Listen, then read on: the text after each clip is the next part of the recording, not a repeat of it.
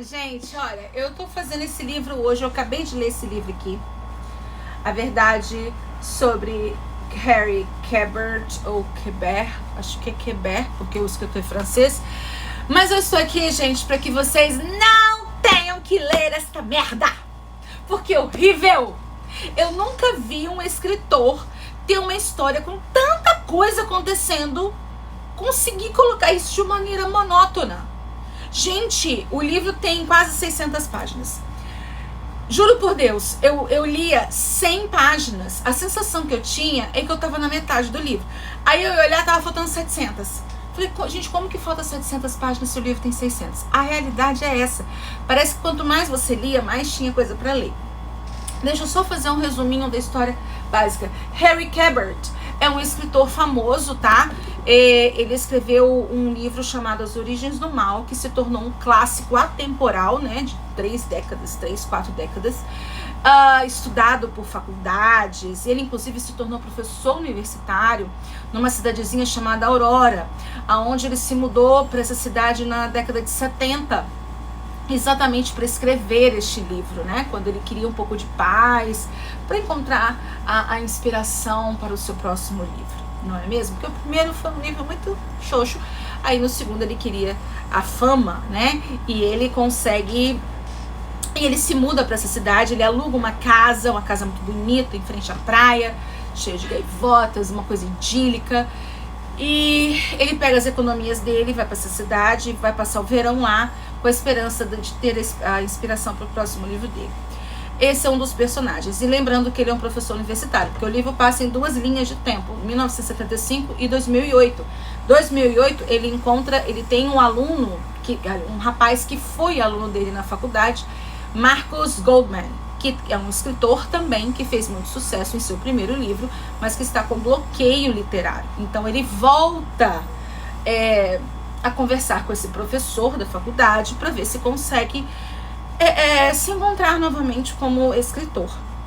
Ele vai até a Aurora para conversar com um amigo dele, né, que ele se tornou um amigo desse professor solitário, esse Harry Quebert, nunca se casou, não teve filhos, mora sozinho naquela mansão, que ele, né, havia se mudado 30 anos antes. Enfim, essa é a premissa. Pouco tempo depois, um corpo de uma menina que havia desaparecido 35 anos antes é encontrado no jardim de Harry Quebert. Bom, meus amigos, é uma premissa maravilhosa, tá? Ainda mais quando a gente descobre que a menina teve um caso com Harry Quebert lá em 1975, quando ele era um escritor não conhecido e ele foi para essa cidade. E a menina tinha 15 anos, ele tinha 34. Então, assim, é uma história muito legal, com personagens da cidade muito interessantes. Ele consegue aprofundar todos os personagens, até a dona do diner, da lanchonete. São muito personagens, todos envolvidos entre si. Ele consegue dar conta disso tudo muito bem amarrado, mas de uma maneira muito monótona. É uma escrita arrastada, tá? E qual é o plot do livro? O plot do livro é o Harry e sua defesa. O Harry, ele fala que ele era apaixonado pela Nola, ele fica arrasado, inclusive, quando é descoberto o corpo dela, porque ele ainda estava esperando ela aparecer depois de 35 anos. Esse era o motivo, inclusive, dele não sair da casa. Ele vai preso, porque descobrem, né, que ele tinha o caso com essa menina. Inclusive é dito que o livro dele, que foi um fantástico, um clássico, foi escrito para essa menina, e ele foi um fuzuê danado, com uma comoção nacional, um escritor famoso. Será que ele matou uma menina de 15 anos? Pedofilia, até um pouco mencionada, não é mesmo? Enfim, Marcus Goldman, que é o aluno dele, fica com a missão de escrever um livro junto com a polícia, quase ali nas investigações, para provar a inocência de Harry Quebert.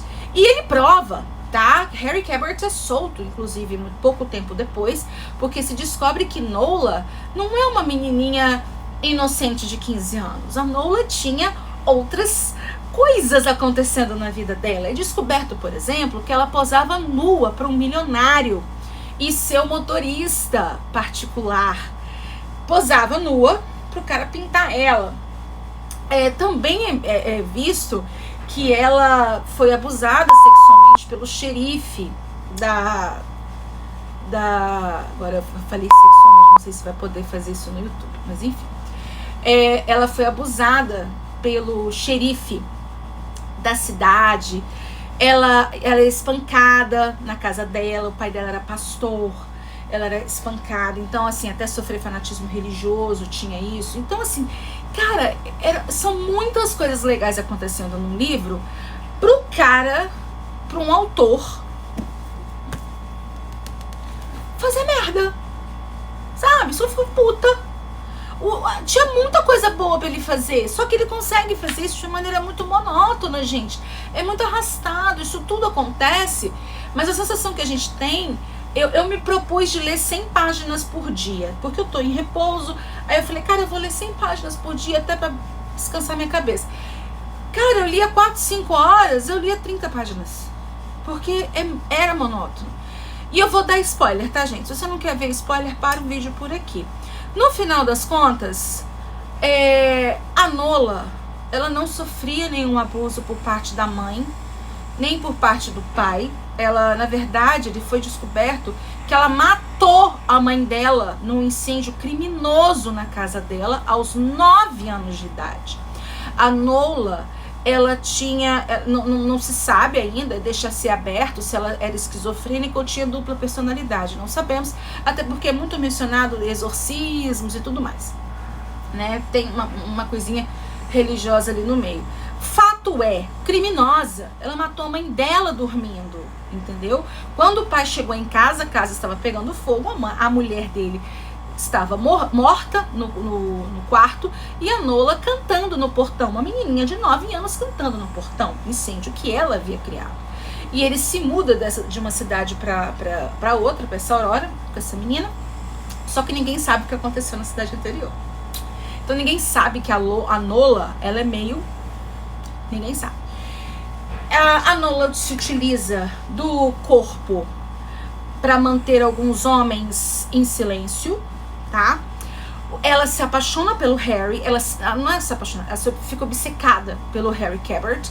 Ele se apaixona, só que ele tem noção de que ele é um homem de 34 anos e ela é uma menina de 15, então é um amor impossível. Então ele tenta dar o fora nela, tá? Só que ela não aceita, ela quer fugir com ele, tá? E durante um tempo ele até tenta. Resumo. Aí tem até uma parte que é importante mencionar, que ele fica sem dinheiro para pagar o aluguel da casa, e ela, sem ele saber, ela vai na casa do dono ela vai na casa do milionário dono da casa onde o Harry Cabert está alugando. Ela vai na casa dele e negocia a permanência do Harry Cabert lá, e ela aceita posar nua pro motorista dele. Outra história também, longa história também. Pro motorista dele, que o motorista dele fazia pinturas. E assim ele faz o Harry ficar na casa. Enfim, gente, ó, muita coisa acontecendo para um livro tão chato. Resumo, spoiler total. A Nola é morta por 2 policiais. Ela é morta por engano. Os policiais foram atrás do motorista, porque uma vizinha viu o motorista correndo atrás da Nola. Eles vão atrás do motorista, eles chegam pro motorista desse milionário, tá? Esqueci o nome dele. Luther. Chega e fala, cadê a Nola? Cadê a Nola? Eles espancam tanto o cara e o cara morre. A Nola vê os policiais matando o Luther e os caras matam a Nola e enterram a Nola no jardim. Cara, é muito doido. No jardim do Harry Cabert, pra incriminar o Harry Cabert. Pronto, acabou o livro, acabou o plot. Gente, livro de uma história maravilhosa, de personagens muito bem desenvolvidos, mas muito chato. Leiam, se vocês conseguirem. Eu quase não consegui. Mas olha, no final das contas é uma história legal, mas escrita de uma maneira muito maçante.